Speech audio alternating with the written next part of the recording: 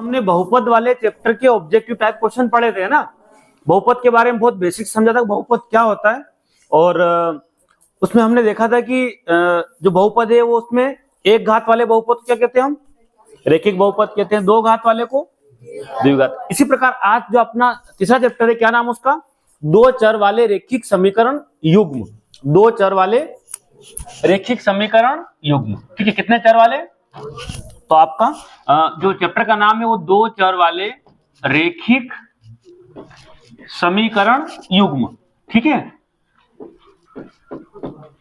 दो चर वाले रैखिक समीकरण युग्म, है ना, ठीक है। ये चैप्टर का आपके नाम है दो चर वाले रैखिक समीकरण युग्म।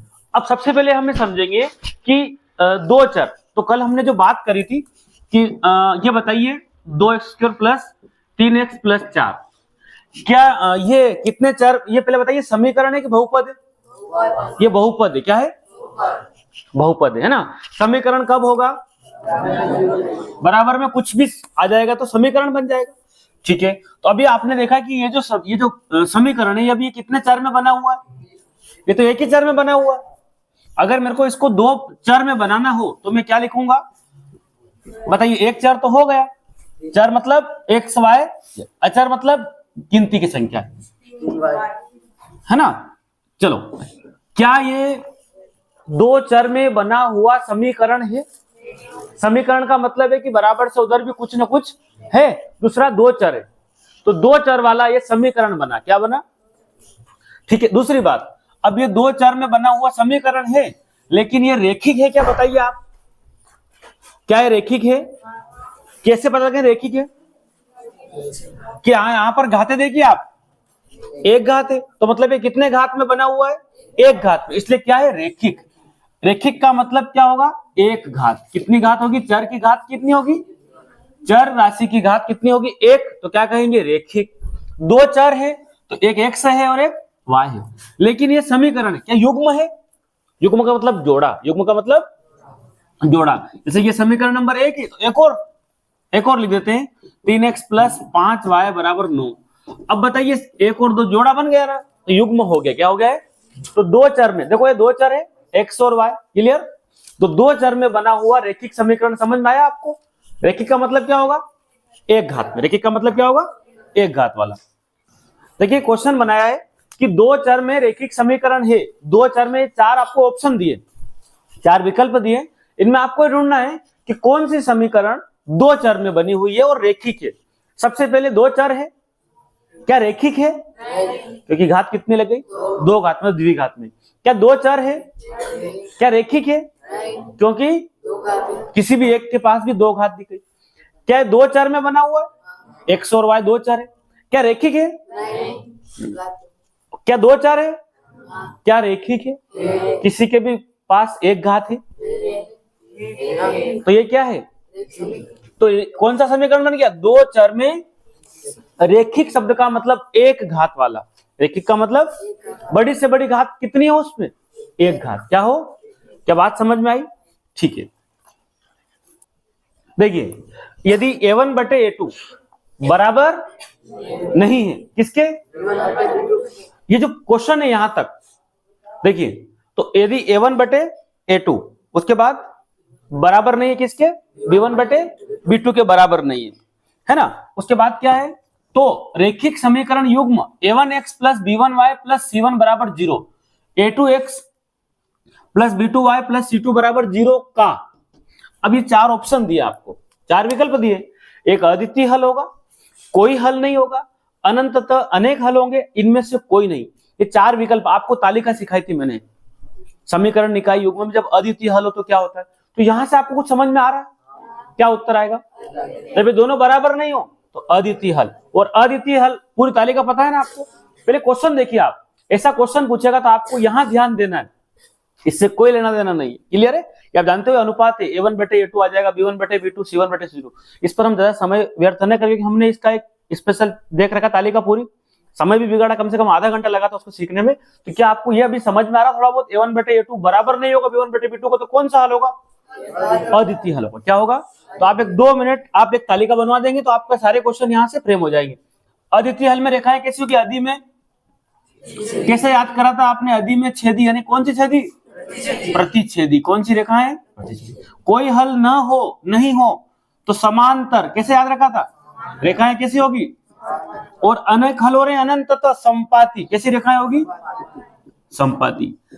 अच्छा बताइए, अद्वितीय हल में रेखाएं मिलती है, प्रतिच्छेदी हो रही है, तो संगत होगा कि असंगत? संगत। जब मिल रही है तो प्रतिच्छेद कर रही ना रेखाएं, ग्राफ पर क्या हो रही? रेखाएं प्रतिच्छेद कर रही है, तो कैसा होगा? संगत। समांतर में ये ग्राफ बनाने के बाद मैंने आपको बताया था कोई रेखाएं आपस में तो असंगत क्या होगा? और जब अनेक हल हो रहे, ये ग्राफ बनाया, इसके ओवरलैप हो गई थी रेखाएं, तो बताइए कैसा होगा? संगत। तो यहां भी संगत और यहां भी संगत, और समांतर में असंगत। तो चलिए आप सब लोगों की मदद से हम एक तालिका तैयार कर लेते हैं। चलो बोलिए क्या लिखेंगे जब समीकरण निकाय का? क्या लिखेंगे जब समीकरण निकाय का, है ना? और आपको लिखना पहले नंबर पे क्या हो? एक अद्वितीय, बोलिए आप, एक अद्वितीय हल हो। क्लियर? सेकेंड शर्त क्या होती है? दूसरे नंबर पे क्या लिख दूं मैं? कोई हल न हो। तीसरा नंबर पे बोलिए क्या होगा? अनंतता अनेक हल हो। इधर पूरा ध्यान, इधर अनंतता, अरे तुम्हें कितना याद रहा? याद रहा कि नहीं रहा? देख लेते। अनंतता अनेक हल हो। बताइए आप, जब एक अद्वितीय हल होगा तो शर्त क्या होगी? बोलिए A1 बटे आगे बराबर है कि बराबर नहीं है? V1 बटे V2 के। क्लियर? चलिए ऐसे कोई हल न हो तो A1 बटे, हाँ बराबर है कि नहीं? क्या? फिर बराबर नहीं, C1 बटे C2 के। अब बताइए अनेक हल हो रहे, क्या होगा? A1 बटे, फिर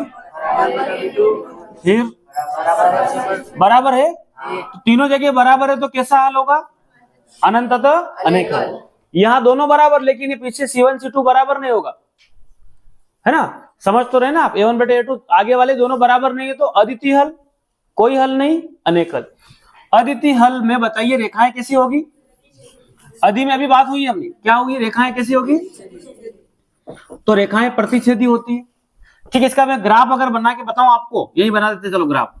तो अगर इसका ग्राफ बनेगा, इस कंडीशन की जब आपको मिलेगी, ग्राफी निरूपण करेंगे तो रेखाएं क्या करेगी? एक दूसरे को प्रतिच्छेद करेगी। मान लो ये, इसको बोलते हैं अद्वितीय हल। ये रेखा और ये रेखाएं, ये तो ग्राफ है एक्स वाई अक्ष से, है ना? ठीक है, एक्स अक्ष और ये वाई अक्ष से, तो ये रेखाएं प्रतिच्छेद कर रही है, तो कैसा हल हो रहा? अद्वितीय हल। अगर मैं इसका ग्राफ बनाना चाहूंगा तो रेखाएं कैसी होगी बताइए पहले? कोई हल न हो, समांतर।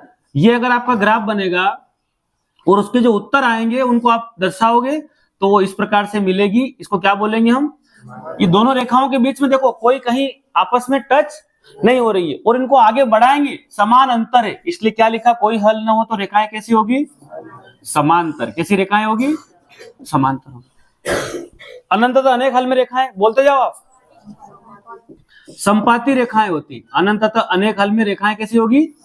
संपाती का मतलब ये आप ग्राफ बनाना चाहोगे तो जब दोनों समीकरणों को आप हल करोगे तो एक के जो निर्देशांक जो भी उत्तर आएंगे वो एक के ऊपर एक ही आ जाएंगे, सेम टू सेम पॉइंट आएंगे, मतलब ओवरलैप होगी। इसको बोलते हैं संपाती। क्या बोलेंगे इसको? संपाती। अब ऐसी कंडीशन में जब रेखाएं मिल रही है, प्रतिच्छेदी हो रहा है, तो निकाय का हल संगत की असंगत? ये तो संगत हो रहा है, मतलब मिल रही है। यहां भी क्या हो रहा है? दोनों कंडीशन में संगत होता है। क्या होता है? अच्छा, कहां नहीं मिल रही है? असंगत। क्या होगा? असंगत। तो आपको तालिका पूरी समझ में आ गई? यदि आपने वो वाले वीडियो नहीं देखा तो पहले उस वीडियो को आप जरूर देखिए, उसके बाद ये चैप्टर आपका पूरा ऑब्जेक्टिव टाइप में भी हो, है ना? तो आप देखिए, अद्वितीय हल तो ये वाला लगाना है, कोई हल नहीं हो ऐसी कंडीशन, अनंतता अनेक हल हो ऐसी कंडीशन। इस तालिका से कुछ भी पूछे आपको, ऑब्जेक्टिव यहां से आपके तैयार हो जाएंगे। बहुत इजी क्वेश्चन है, ऐसे प्रश्न भी आ सकते हैं, बहुत इजी है, आप जानते हो। एक समीकरण दी 2x + 3y = 5। अच्छा, मैं एक नया क्वेश्चन पूछ रहा हूं, क्या रैखिक समीकरण है? क्योंकि दोनों चरों की घात, तो इस समीकरण में यदि x = 1 हो तो y की वैल्यू निकाली, y बराबर क्या हो, कैसे करेंगे? देखिए क्या लिखेंगे, बोलो। 2x प्लस 3y बराबर, आपको क्या बोला, x बराबर 1, x बराबर क्या बोला, तो आप कहाँ रखेंगे, 2 तो है सही, आप इस x की जगह उसने बोला है समीकरण में क्या रखना है, क्या चलेगा, क्या करना पड़ेगा, बिल्कुल कोष्टक लगाना पड़ा, प्लस बराबर में कौन, क्या होता है कोष्टक का मतलब, बोलो कितना बन गया, फिर आगे, अब बताइए किसका मान निकालना है, तो y को एक तरफ करना ही पड़ेगा, तो 3y बराबर में कौन, कौन इधर से उधर जाना चाहता है, 2 क्या है इधर, कोई निशान नहीं मतलब, तो बोले क्या कर दें, 3y, 5 बड़ा है कि 2, 5 बड़ा है, कोई निशान नहीं है, 5 में से 2 गया तो बताइए कितना निकल रहा, यानी कि y बराबर 3, यहाँ गुणे में कौन था, वो 3 कहां चला गया, तो बोलो क्या उत्तर आया, अर्थात y बराबर भी कितना होगा, अरे 2 एकम 2, 3 एकम 3, 2 और 3 मिला कितना हो रहा, आप समझिए ना, 2 अगर मैं 1 लिख दूं, 2 एकम 3 में 1, y की जगह 3 एकम 3, तो 2 ने 3, क्या बात समझ में आ गई। इस प्रकार से अपने को 1 नंबर में प्रश्न पूछेंगे तो आपको ऐसे उसको पक्षांतरण करके हल करना है। देखिए क्या क्वेश्चन है, समीकरण 2x प्लस वाई बराबर के, क्या लिखा है, 2x प्लस वाई बराबर 2x है, y कितना है, कितना y, 1y है ना, बराबर में के, यदि x बराबर 2, x की जगह कितना रखना 2, y बराबर 1, तो k का मान होगा, बहुत सरल पूछा। देखिए क्या लिखेंगे, 2x प्लस वाई बराबर कितना के, अब बताइए 2 की जगह 2, x की वैल्यू क्या है, चलेगा, प्लस y की जगह क्या रख दे, बराबर में कौन, बोलो बराबर में, बोलो 4 और 1 5 बराबर के, या के बराबर 5 एक ही बात है, या के बराबर कितना आ गया, बोलो क्या है के की वैल्यू, है ना सरल। देखिए रैखिक समीकरण y बराबर mx प्लस 3, y बराबर क्या दिया आपको, y बराबर mx प्लस 3 में यदि x बराबर -2, y बराबर 5, तो m का मान होगा। अब y की जगह क्या लिख दें 5, x की जगह क्या दिया प्लस का, पहले इसको देखो ये क्या है, ये -2m बन गया, जरा देखिए आप ऐसे बनेगा ना, प्लस का कौन, तो आपको m की वैल्यू निकालनी है, उसको अकेला रहने दो, तो ये माइनस का कौन 2m, 5 उधर से कौन आना चाहता है इधर, तो बताइए कितना बचा, 2 बराबर -2m, क्या बात समझ में आ रही। अब बताइए खाली मेरे को m की वैल्यू निकालनी हो तो 2 के बटे में कौन आ जाएगा, यहां से m के गुणे में कौन था, तो बोलिए क्या आया, -1 बराबर m, या फिर m बराबर कौन, क्या बात समझ में आई आपको, ये आपका जवाब होगा, है ना, ठीक, क्या समझ में आ रहा है, 2m, ये 3 इस तरफ जाएगा, ठीक है, तो 5 में से 3 कम हो जाएगा, और इस प्रकार से हमने m बराबर क्या निकाला, माइनस का 1। देखिए एक सही जोड़ी बनाई मैंने आपके लिए, ठीक है, देखो क्या है, इधर लिखा है खंड अ समझ लो, ठीक है, और ये खंड ब समझ लो, clear. a1x plus b1y plus c1 बराबर 0, क्या लिखा है, a1x plus b1y plus c1 बराबर, तथा a2x plus b2y plus c2 बराबर 0 का एक अद्वितीय हल। दूसरा लिखा 2 चरों में रैखिक समीकरण का व्यापक रूप। तीसरा लिखा a1 बटे a2 बराबर है b1 बटे b2 बराबर नहीं है c1 बटे c2। चौथा लिखा a1 बटे a2 बराबर है b1 बटे b2 के, ये भी बराबर है c1 बटे, x प्लस 2y प्लस 3 बराबर 0 में यदि x बराबर 0 हो, इधर सामने लिखा ax plus by plus c बराबर 0, a1 बटे a2 बराबर नहीं b1 बटे b2 के, फिर लिखा a1x plus b1y plus c1 बराबर 0, a2x b2y प्लस c2 बराबर 0 का कोई हल नहीं, y बराबर -3 बटे 2, और एक लिखा संपाती रेखा है। तो आप ये बताइए, क्या आप इस पहले प्रश्न को अच्छे से पढ़ने के बाद देखिए क्या पूछ रहा है, ये तो कोई काम कर रही, एक अद्वितीय हल हो, तो क्या इनमें से कोई अद्वितीय हल की शर्त दिख रही है आपको, क्या, तो इसको आप इससे मिला सकते हैं, आपको तो परीक्षा में आमने सामने लिखना है, ध्यान है ना, ठीक है, इसको इससे मिला दो, इसका जवाब आ गया। 2 चरों में रैखिक समीकरण का व्यापक रूप, हाँ 2 चरों में, तो 2 चर हो रहे x और y, रैखिक की बात करें तो रैखिक भी है घात 1 1, तो 2 चरों में जो रैखिक समीकरण वो इस प्रकार का बनेगा। देखिए a1 बटे a2 बराबर b1 बटे b2 और बराबर नहीं c1 बटे c2 के।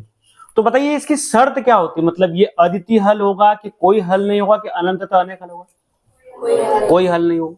जब कोई हल नहीं हो तो रेखाएं कैसी होती है? समांतर। क्या कहीं समांतर रेखाएं दी? तो इसका क्या पूछ रहे हैं? कोई हल नहीं। तो इसका बिल्कुल ये उत्तर होगा, कोई हल मतलब आमने सामने ही। a1 बटे a2 बराबर b1 बटे b2 बराबर कैसा हल होता है? अद्वितीय हल है क्या? कोई हल नहीं है क्या? क्या होगा? अनेक हल हो रहे। अनेक हल में रेखाएं कैसी होती है? इससे मिल गया। x प्लस 2y प्लस 3 बराबर 0 में यदि x बराबर 0 क्या हो? देखिए क्या लिखा है, x प्लस 2y प्लस 3 बराबर 0 में x की जगह क्या रखना आपको? 0। तो ये क्या बना? 0 प्लस 2y प्लस 3 बराबर, इस 0 को कोई मतलब नहीं है। 2y प्लस 3 बराबर कौन? 0। तो आपको y की वैल्यू निकालनी हो तो 3 को उधर भेजा, -3 बन गया। अगर अकेला y चाहिए तो 2 को भी कहां भेज दो? गुणे से, तो 3 बटे 2। क्या उत्तर मिला इसका? उत्तर, क्या बात समझ में आ गई आपको? इस 0 से कोई दिक्कत नहीं है। तो ये आपकी तालिका है, ये समझ में आया आपको? क्या लिखा है? वह समीकरण जिसको ax plus by plus c, clear है ना? वह समीकरण जिसको ax plus by plus c बराबर 0 के रूप में रखा जा सकता है, जहां a, b और c वास्तविक संख्याएं, समझ रहे हैं? वास्तविक संख्या मतलब गिनती के नंबर है, और a और b दोनों शून्य नहीं है। a और b दोनों शून्य नहीं है, तो x और y में एक समीकरण क्या कहलाएगा? मान लो a, ये लिखा है ax plus by plus c बराबर 0। a, b, c वास्तविक संख्याएं मान लेते हैं, यहाँ 3 है, यहाँ 2 है ना, और ये 4 है। और आगे क्या बोला? a और b दोनों शून्य नहीं है, ये भी 0 नहीं है, ये भी, तो फिर वो क्या कहलाएगा? x y में कैसा समीकरण दिख रहा है आपको? रेखिक समीकरण। बहुत लंबी छोटी बात लिखी, लेकिन उत्तर क्या है? रेखिक समीकरण। x और y दोनों शून्य नहीं है, तो क्या उत्तर आएगा? वो रेखिक समीकरण कहलाता है। क्या कहलाता है ना? जहां x और y दोनों शून्य नहीं है। दूसरी बात, a b c वास्तविक संख्याएं हैं। क्लियर, समझ में आ रहा है आपको? तो a b दोनों शून्य नहीं है, और x y में कैसा समीकरण होगा? ये रेखिक समीकरण। क्या लिखा है?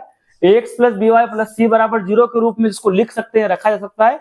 a b c वास्तविक नंबर है, संख्याएं, और a और b दोनों शून्य नहीं है, ये दोनों शून्य नहीं है, तो कैसा समीकरण कहलाएगा? ये x y में कैसा समीकरण कहलाएगा? एक रेखिक समीकरण कहलाता है। दो चरों में रेखिक समीकरण का मानक रूप लिखिए। आपको क्या पूछ ले कि दो चरों में, कितने चरों में? दो चरों में एक रेखिक समीकरण का मानक रूप, रेखिक समीकरण का कौन सा रूप पूछ ले आपसे? मानक रूप, है ना? तो मानक रूप आप जानते हो, दो चरों में बनाना। एक चर x से ले लो, एक y ले लो। रेखिक मतलब कितनी घात रखना है ऊपर? तो बोलो, बना लो x plus by plus c बराबर 0। यह बन गया। क्या बात समझ में आई? दो चरों में, ये दो चर में रेखिक समीकरण घात एक एक, इसका मानक रूप ऐसा होता है। क्लियर, समझ में आ रही है आपको बात? ठीक है, तो दो चरों में रेखिक समीकरण का मानक रूप ax plus by plus c होगा।